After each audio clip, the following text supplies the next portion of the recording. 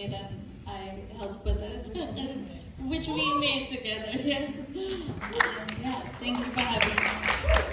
So I think for us, I think as artists, we always want some kind of something that is positive for us to get out of it. So, like, if you were to be selfish at some level, I'd say that it was a catharsis for me, and it's for my mom too. So whatever I go through and what she's filming, and then we see it again, basically to get courage to see the content again, and the more we see the content, the more we process it, and it kind of, we make peace with it. So it's in a way, it's a healing process. I think it was also a way of getting out our story, so we could connect with others experiencing similar journeys. And of course, raising those questions, not as well as you did perhaps, but also questioning the role of medication, questioning the role of inclusion of families in the treatment of their loved ones. So there were a lot of things, we can talk about. If someone has a question, I'd be really happy to address. Well, I have a question around the social nature of trauma and how that can impact our own internal senses of well-being. Because this is something that was clearly a big part of the dynamics of your film. Can you speak about your experiences of figuring out how to navigate these difficult circumstances, and how because it seems that your awareness evolved through the creation of the film. Can you please speak to this? Would you like me to do that? Okay. Okay. The thing is that with me, as Isha set it up so beautifully in the beginning, that my mother copes with her demons, she picks up the camera and she records. And I've been doing that for a long time now. Since she got her diagnosis, I've been filming, and we never thought of making a film until I started my MFA program. And my thoughts went back to her diagnosis because I felt as a parent, I couldn't do as much in supporting her. Also because we did not have the social support. We couldn't find a community whom we could reach out to. There was a lot of isolation. So I think why we made this film was also say that we need to talk more about it. We need to normalize this conversation. We cannot put ourselves in boxes. Like even something like good parenting. As a parent, I thought I was doing the right thing, but perhaps I wasn't. To have certain expectations from your child is great. But to demand that expectation is wrong. And I think I've taken a lot of blame through this film, and it was important that I do that. Right now, I'm serving on the Family Advisory Committee at CAMH, and that's something that I really advocate for, that parents should recognize their role in their children's lives, whether they are really fostering health, or are they just excluding, making them more excluded from community and social life. Wow.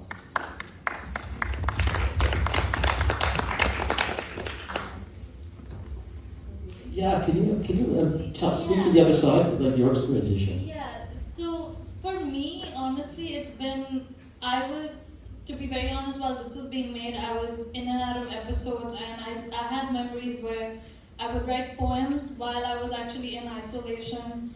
Sometimes, some nurses would come by and they would be like, let's see that creative streak in me. And one nurse actually handed me a notebook and a tiny little pencil, because they don't give pens in there. And I literally sat there and I wrote some of the stuff which was actually in the film. And I have even memories of where I'm dancing in the room, so because I used to do a lot of Kathak, and so I was capable of doing dance perfectly well, and I was doing that. So I used my artistic abilities to cope and to escape into that world. Like I say, to transcend into that universe of a dancer. And for me, that was how I was coping. And as for my mom, she was coping through her art form, which is making films. So I guess we both use some art form or the other to cope with what we both were going through, whether it was internally or whether it was an individual journey or whether it was on a journey together or if it was conflicted or, but it was, I think the film had a very positive impact. Like initially we were very, especially my dad's side of the family was a bit like nervous about it, how it would impact me, would it trigger me, and I realized that it actually made me face everything that I have been through without feeling uncomfortable about it. Because I realized stigma begins with stigmatizing yourself, and that's what you have to break. That's the first barrier you break. You have to own your illness, like you have to love yourself. And I always say, if my illness were a person, I would want to hug it and love it. So. Wow, that's beautiful. I'm just so proud to hear you say these things, because it's like focusing on our capacity versus our diagnosis, and it's so important. And I'm so hopeful for the future to hear you speaking so articulately about all of this. So thank you so much, Isha. I'm gonna switch gears a little bit, or go please. Yeah, can I actually ask a question about you?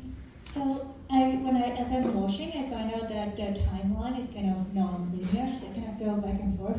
I'm wondering if that has to do with the condition of being like relapsing and like there isn't like a straightforward timeline of recovery. Or is that what you're trying to convey? Or like what is the process of you thinking about the editing?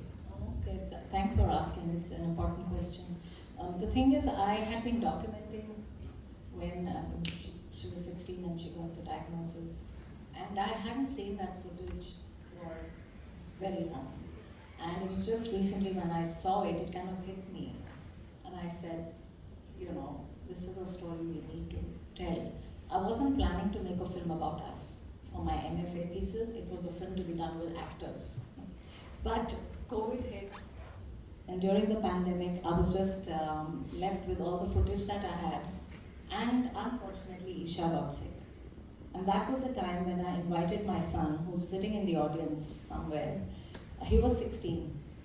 And I gave him my cell phone, and I said, I don't have capacity, just film whatever you can, because I cannot make notes of what the doctors are telling me, and I'll have a record of all of it. So all of that evolved into a material, and I wanted to create a kind of a symphony of the recurring hospitalizations, like Ravel's Bolero.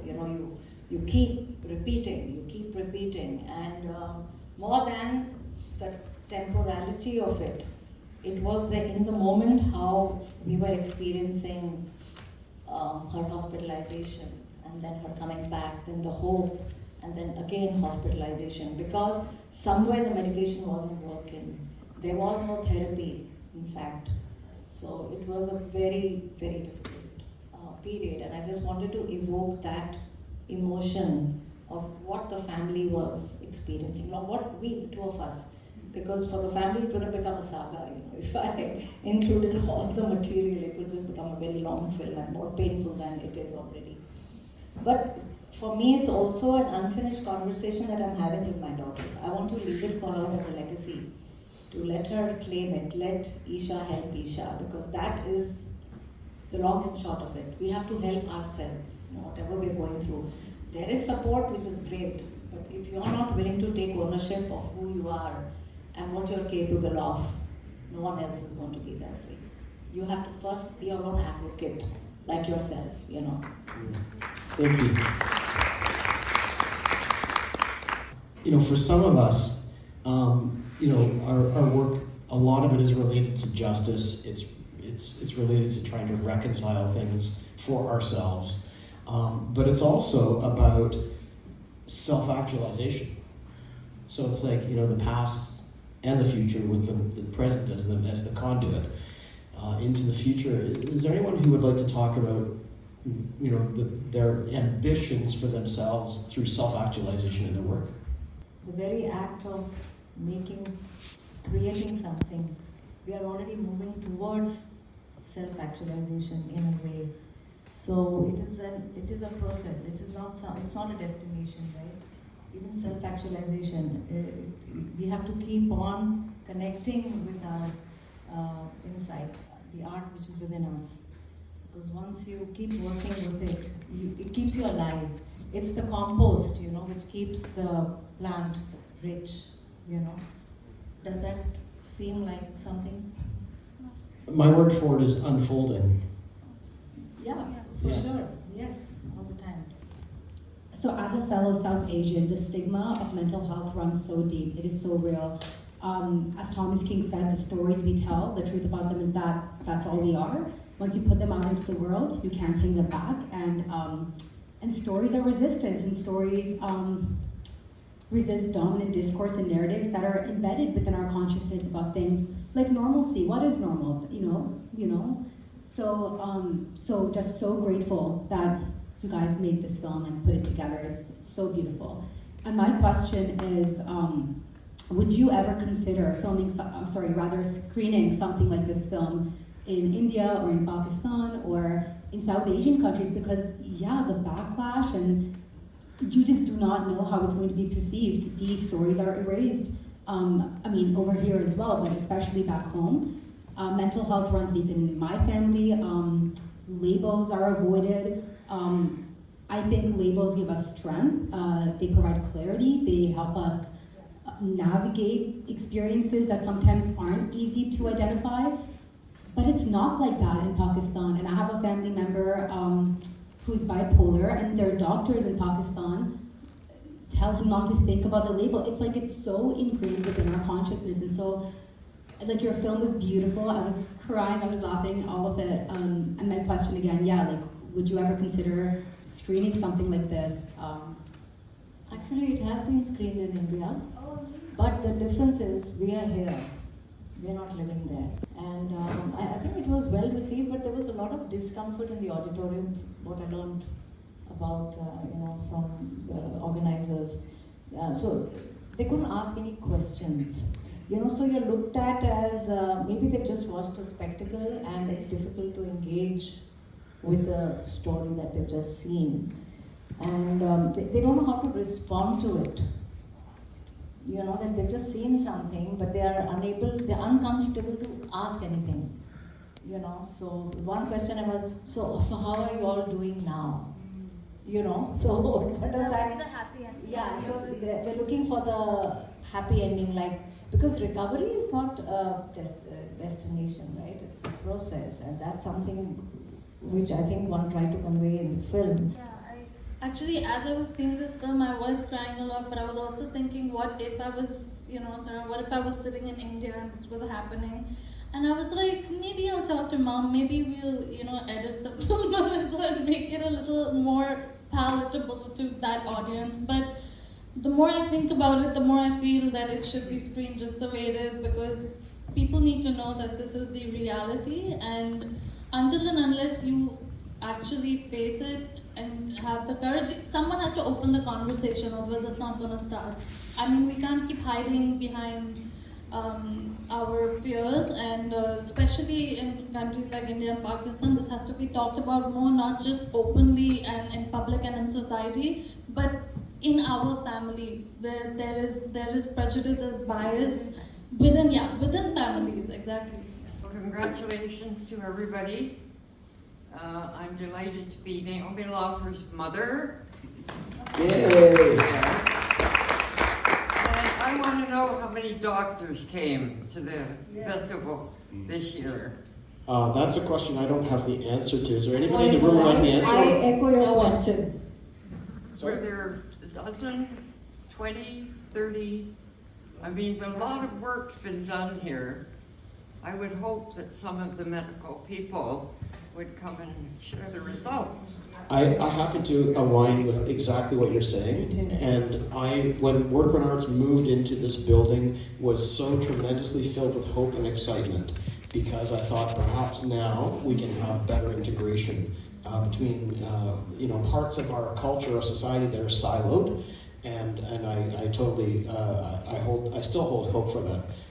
That can be possible, and that there can be greater integration through events like this in this space. Isha? I had my doctor come and see here. Oh, He's, yay. I think he's left.